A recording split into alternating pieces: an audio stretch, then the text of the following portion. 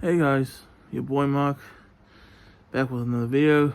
19th of March 2025. I'm gonna do a ranking, not a very usual ranking, I know, but I am going to rank all three of Martin Scorsese's films of faith for Rank Wednesday. I literally just got finished watching The Last Temptation of Christ. That was the one out of these three that I was most excited to watch. I watched all three of them. I watched them all in reverse order. I watched Silence around New Year's Day. Condon, late January. Then I watched about 40 minutes to an hour of The Last Temptation of Christ not too long after, and then I fell asleep. And I didn't get back around to it till literally just now. I just finished The Last Temptation of Christ, so that one's quite fresh in my head. So yeah, I was very, very excited to watch all three of these films. And I was just getting the DVD for Last Temptation of Christ out of my PlayStation, you know.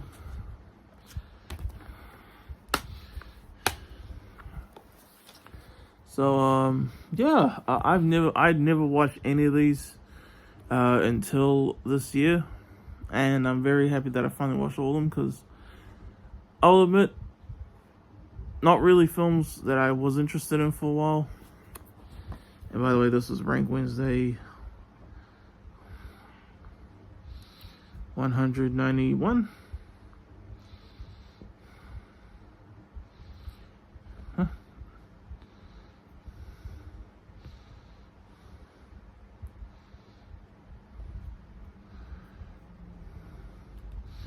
And yeah, so three films, I'm gonna rank them from weakest to best, in my opinion.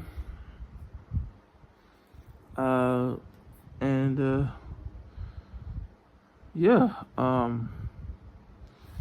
you know, it was 2019 that I personally finally gained my faith in God again, because I became an atheist in around 2017. And I realized just wasn't happy, and then I got my heart broken in 2019. That got me back to God. You know, if you want my kind of religious things on it, Martin Scorsese, one of the best directors of all time. Very excited to, you know, watch these for the first time and talk about them. Yeah. So in third place, weakest place, I hate that I'm putting it in third place, because this was the one I was most excited to watch by far. But number three, if I was to rank these three films from weakest to best, the weakest out of these three films to me, and I hate that I'm saying it, The Last Temptation of Christ. It really took me off guard, like, when I watched it. Like, I knew it wasn't like an adaptation of the Bible. It was different. A fictional version of the Gospels. I don't even know what that means. Gospels, is that just the Bible? You know? And, yeah, it was paced all funny to me when I first watched, like, the first, hour back in January. But when I watched it in full, I watched it from the start this time, when I watched it in full for real today. And, you know, I was able to take in the movie much easier, you know, this time around. And, that being said, I would still put it the weakest out of these three films. It was like, I don't know what I'm supposed to take from it, you know what I mean? I've no doubt I'm going to be watching a lot of Last Temptation of Christ explained videos, you know.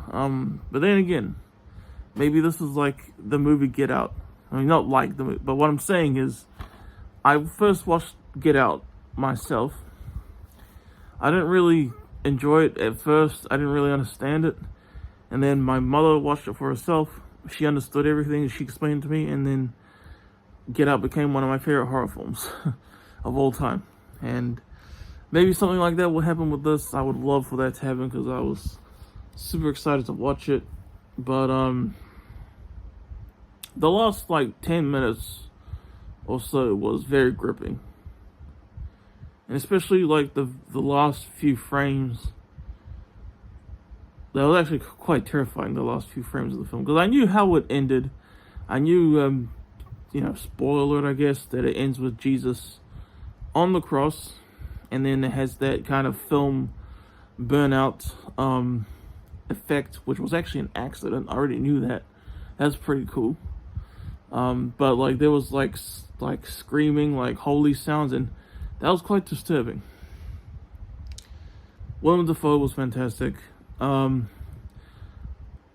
saw like a lot of people thought Harvey Keitel was terrible as Judas in that movie, and he really does just play Harvey Keitel. You see him in any Scorsese movies that he's been in. But I love that. Doesn't exactly make for a good performance, but honestly, sometimes I just enjoy seeing the actors act like the usual selves, rather than like trying to put on an amazing performance.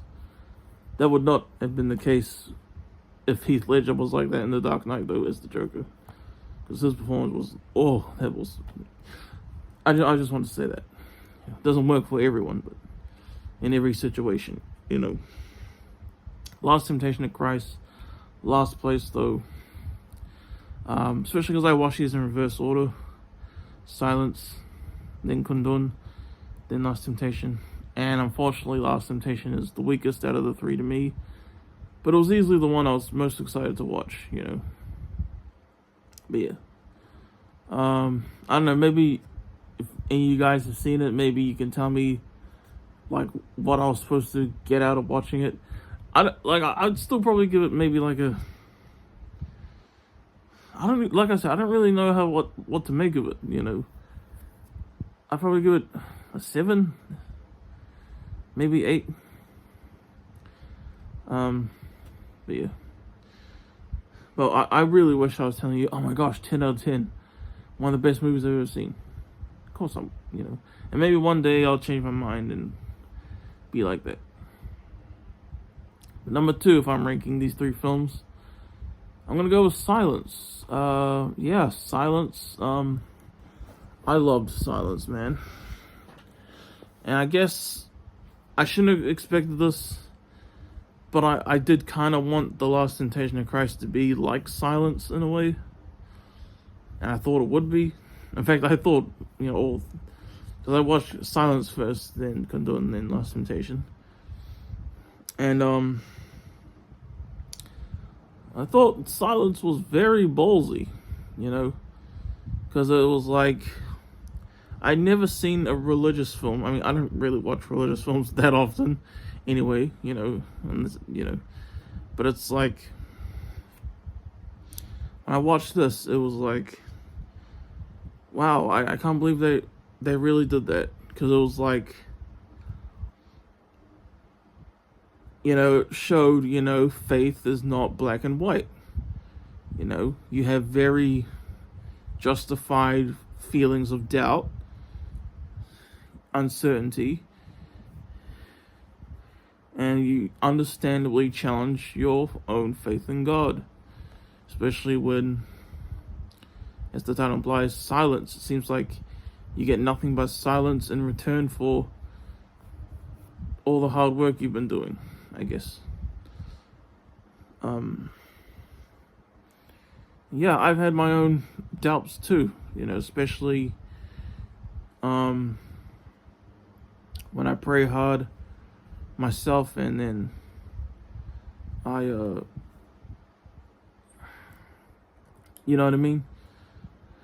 And then like it seems like I don't get rewarded. I don't get what I feel like I deserve, what I feel like I've earned. And it really like shows, yes, I understand that completely.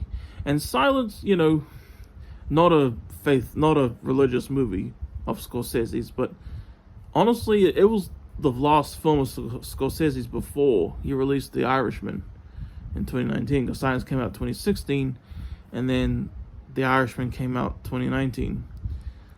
And honestly, Silence was quite similar to The Irishman, like the way it ended, especially.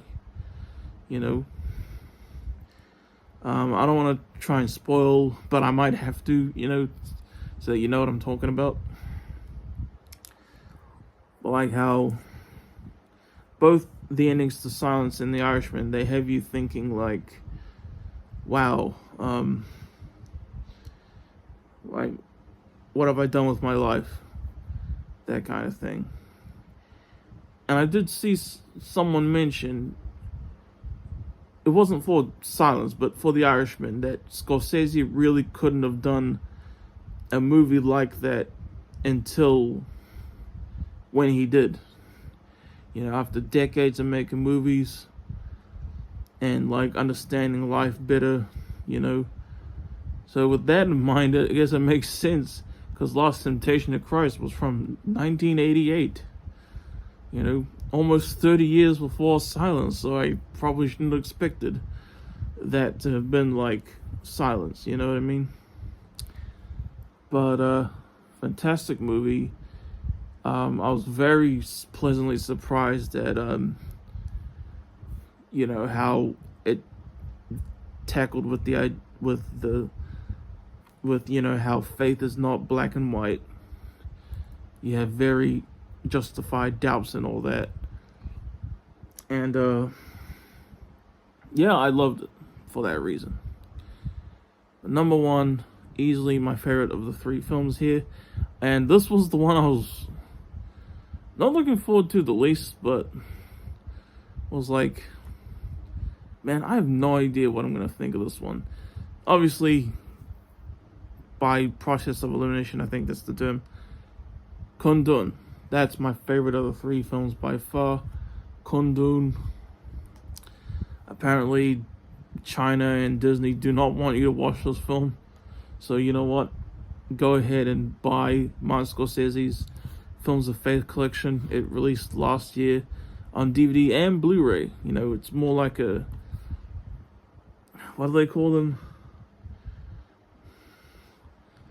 One of those special physical media releases for the Blu-ray versions. Yeah. Do your best to watch Kundun. Don't let Disney or China let you dictate what you can't watch. Anyway.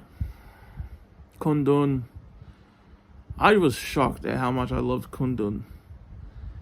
Because it's like, wow. Because I never would have thought I'd talk about the Dalai Lama on this channel, ever.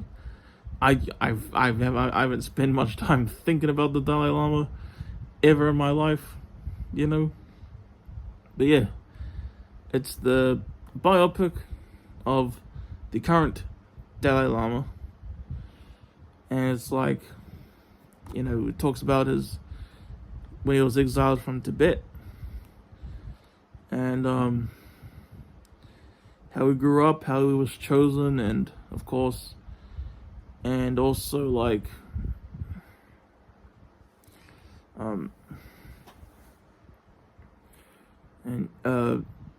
his relationship with China, and all that stuff. That political stuff, not too knowledgeable on. Even though I say, don't let anyone tell you what you can't watch, that type of stuff. It is so beautiful. The score, I love the score to it. The visual style, beautiful. And it's easily like Scorsese's like least known movie of all time, even, that he's done. I don't know, man. But it was mentioned on The Sopranos, episode 2, season 1, when Martin Scorsese arrives at that club, and then Christopher shouts at him, "Marty, Kundun, I liked it."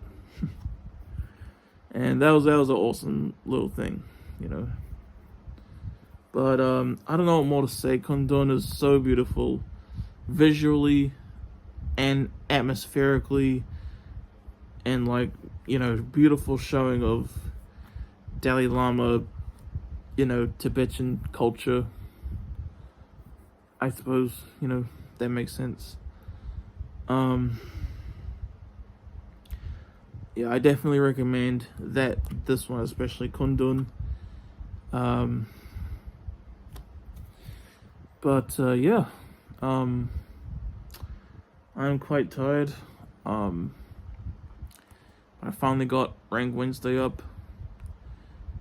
I believe Marc Scorsese's wanting to work on another Jesus movie. I think this one is like a straight up biopic. Maybe I'm mistaken. And I would like to play Jesus. Yep, I said it. I would like to. So yeah, so all three definitely worth having. I'll probably search up on YouTube a bunch of Last Temptation of Christ Explained videos, that type of thing. And yeah, I'm really proud of how those videos turned out. I won't lie, I really am. But boy, I am tired. And by the way, today for the first time, I made mac and cheese properly. And I also made hot cocoa on the stove for the first time properly too. Delicious. I was craving something chocolatey all day, and that happened. So what's today? 19th of March, 2025. Just a month and 1 day till Easter, which also happens to be WrestleMania 41 night too. Anyway, I'm your boy Mark. Thanks for watching. Peace out. If you enjoyed, much love.